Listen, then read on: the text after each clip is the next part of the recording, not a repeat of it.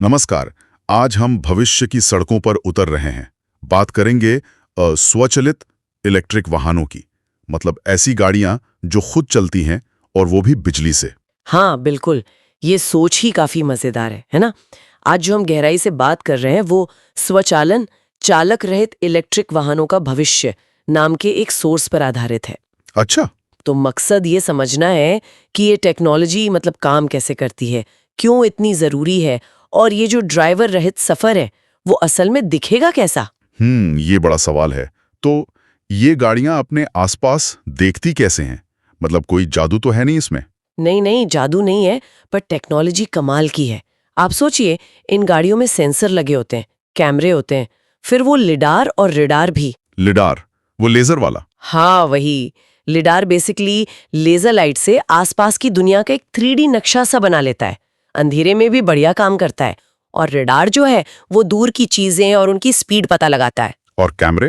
कैमरे तो जैसे हमारी आंखें हैं, वो ट्रैफिक लाइट, सड़क के निशान, दूसरी गाड़ियां, लोग सबको पहचानते हैं। बाप रे, इतनी सारी जानकारी! ये सब जाती कहाँ है फिर? ये सारी इन्फॉर्मेशन जाती है गाड़ी के AI ब्रेन में। मतलब एक बहुत ही पावरफुल कंप्यूटर होता है। AI brain? अच्छा। हाँ, और ये कंप्यूटर डिटेल्ड मैप्स और GPS के साथ मिलकर मतलब सेकंडों में फैसले लेता है, कब स्पीड बढ़ानी है, कब ब्रेक लगाना है, किधर मुड़ना है। और सबसे बड़ी बात, ये लगातार सीखता रहता है। सीखता रहता है, ये तो जरूरी है। अच्छा, मैंने सुना है कि इनके खुद चलने की कैपेसिटी के भी अलग-अलग लेवल होते हैं। हाँ बिल्कुल, इसे स्वायत्तता के स्तर या लेवल्स ऑफ ऑटोनॉमी कहते हैं। मोटा मोटा समझें तो लेवल 0 मतलब पूरा कंट्रोल ड्राइवर के हाथ में, जैसे अपनी आम गाड़ियां। हाँ। फिर लेवल 2 या 3 में गाड़ी थोड़ी मदद करती है, जैसे हाईवे पर खुद लेन में चलना या स्पीड कंट्रोल करना। लेकिन असली मंजिल है लेवल 5। लेवल 5? उसमें क्या होता है? लेवल 5 मतलब गाड़ी पूरी तरह से अपने आप चले। स्टीयरिंग व्हील की भी जरूरत नहीं, पेडल की भी नहीं, बस बैठो और मंजिल बताओ। अरे वाह, ये तो सच में ट्रांसपोर्ट का पूरा तरीका ही बदल देगा। पर ये टेक्नोलॉजी इतनी जरूरी क्यों मानी जा रही है? देखिए, इसमें 2 बहुत बड़े आइडियाज मिल रहे हैं। एक तो इलेक्ट्रिक गाड़ियां, हाँ, क्लीन एनर्जी। और दूसरा है ऑटोमेशन यानी स्मार्ट ड्राइविंग। सबसे बड़ा जो पॉइंट है वो है सेफ्टी का। हाँ कहते हैं कि 90% से ज्यादा एक्सीडेंट्स इंसानी गलती से होते हैं। हाँ, ये तो सुना है। ज्ञान भटक गया या नींद आ गई। बिल्कुल। तो ये टेक्नोलॉजी उस इंसानी गलती वाले फैक्टर को कम करने का वादा करती है। और सोचिए, उन लोगों के लिए कितनी बड़ी राहत होगी जो ड्राइव नहीं कर सकते, जैसे कई बुजुर्ग लोग हैं या दिव्यांगजन हैं। सही कहा आपने। उनके लिए तो ये आजादी जैसा होगा। और हम सबका जो रोज आने जाने में टाइम लगता है, हाँ, ट्रैफिक में घंटों फंसना, वो टाइम बच सकता है।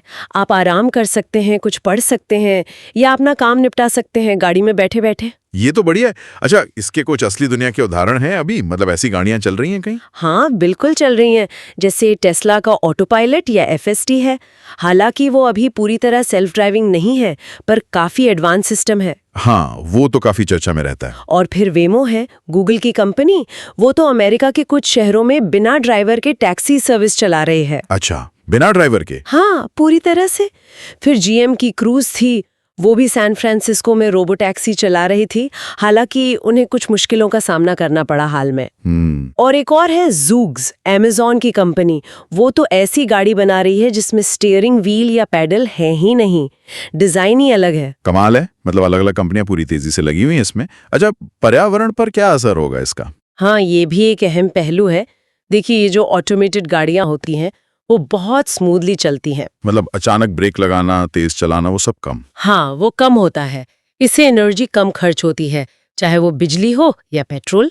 और अगर एक्सीडेंट्स कम होंगे तो ट्रैफिक जैम भी कम लगेंगे। हाँ, जाम में फालतू का फ्यूल जलता है और प्रदूषण होता है। बिल्कुल। और सोचिए, सेल्फ ड्राइविंग डिलीवरी ट्रक या वैन, वो रात में भी चल सकते हैं, ज्यादा एफिशिएंट रूट ले सकते हैं, तो उनसे भी एमिशन कम हो सकता है। लेकिन सब कुछ इतना आसान तो नहीं होगा, इसमें चुनौतियां भी होंगी। बेशक, चुनौतियां तो हैं और बड़ी हैं। सबसे पहली तो यही कि ये सिस्टम हर तरह के मौसम में भरोसेमंद तरीके से काम करे। तेज बारिश हो, बर्फ पड़ रही हो, घना कोहरा हो। हाँ, ऐसे में तो इंसानों को भी दिक्कत होती है। सही बात है।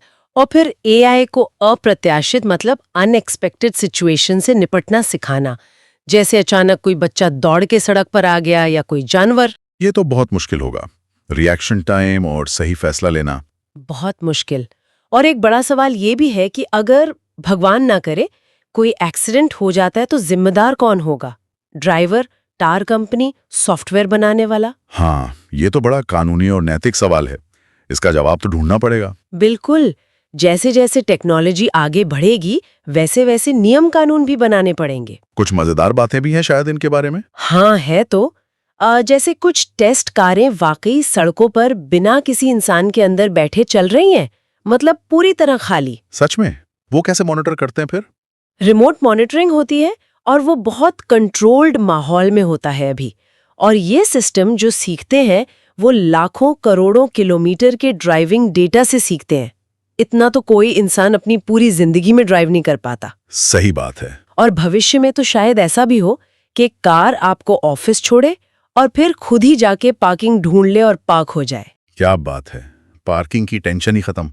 तो कुल मिलाकर ये जो स्वचालित इलेक्ट्रिक वाहन हैं, ये सिर्फ गाड़ियां नहीं हैं, ये हमारे आने जाने का तरीका, हमारे शहरों का रूप, यहाँ तक कि हमारे जीने का ढंग भी बदल सकते हैं। हाँ, ये इंटेलिजेंस और एनर्जी एफिशिएंसी का एक गजब का कॉम्बिनेशन है।